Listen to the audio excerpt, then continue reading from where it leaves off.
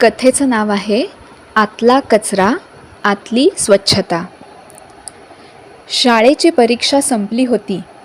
सूरजला तर लगेच गावी आजोबांकडे जायचं होतं. पण आजोबांनी त्याला मुलांसाठी असलेल्या एका सॉफ्ट प्रोग्रॅममध्ये पाठवलं. प्रोग्रॅम संपल्यानंतर आजोबा त्याला घेऊन गावी गेले. तिथे गेल्यानंतर सुद्धा सूरजचं रात्री उशिरापर्यंत जागणं आणि सकाळी उशिरापर्यंत झोपून राहणं यावर आजोबा काही बोलले नाहीत. पण सॉफ्ट प्रोग्रॅममध्ये शिकवलेला प्राणायाम, योगासनं आणि प्रार्थना ते रोज सूरजकडून म्हणवून घ्यायचे आणि करवूनही घ्यायचे. सुरुवातीला सूरज आनंदाने करत होता, पण नंतर त्याला कंटाळा येऊ लागला. तो आजोबांकडे याबद्दल तक्रारही करू लागला.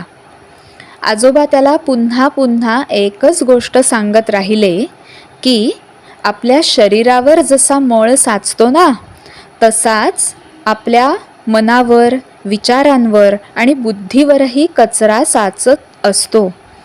जर आपण त्याची स्वच्छता केली नाही तर त्याचा परिणाम आपल्या वागणुकीवर होत असतो. अगदी तसंच जसं धुळीने भरलेला पंखा जोरात फिरू शकत नाही आणि म्हणून ही धूळ काढून टाकण्यासाठी, हा कचरा दूर करण्यासाठी प्रार्थना, प्राणायाम, योगासनं आणि आपला आचार खूप महत्त्वाचा आहे. पण सूरजला वाटायचं, यावर विश्वास कसा ठेवायचा? हा कचरा कुठे दिसतो? सकाळी सकाळी स्वतःला त्रास का द्यायचा?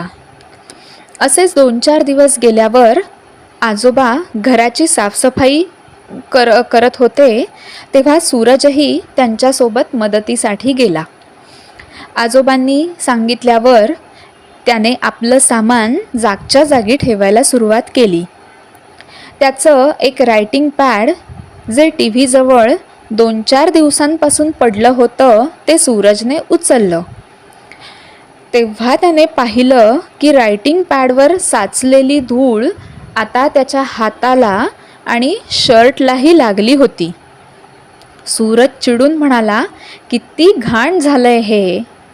याच्या धुळीमुळे माझा शर्टही खराब झाला आणि आधी मला दिसलीच नाही. आजोबांनी विचारलं, काय झालं?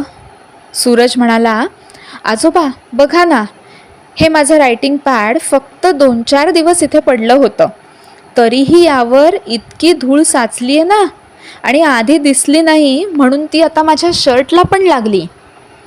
आजोबा हसून म्हणाले, रिफ्लेक्शन. सूरजला काहीच कळेना. म्हणजे? त्याने विचारलं. आजोबा म्हणाले, मी जेव्हा सांगत होतो की आपल्या अस्तित्वावरही असाच कचरा साचतो पण दिसत नाही, तेव्हा तर तुला ते पटत नव्हतं. आता कळलं? सूरज कुठे ऐकायला तयार. तो म्हणाला, यात काय आहे, थोडीशी धूळ तर आहे, सहज निघून जाईल. पण आजोबाही काही कमी नव्हते.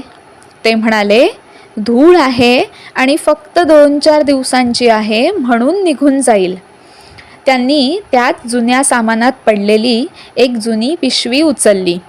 ती पूर्णपणे धुळीने भरलेली होती. तिचं कापडही जुनं होऊन फाटायला लागलं होतं.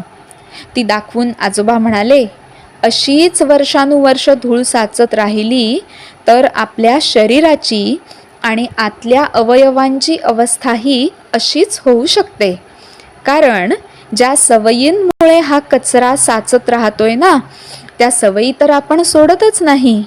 आणि दिवसेंदिवस जेव्हा त्या सवयी तशाच राहतात, वाढत जातात, तेव्हा त्याच सवयींमधून आपली वृत्ती बनते आणि वृत्तीतूनच आपली प्रवृत्ती, म्हणजेच आपला स्वभाव.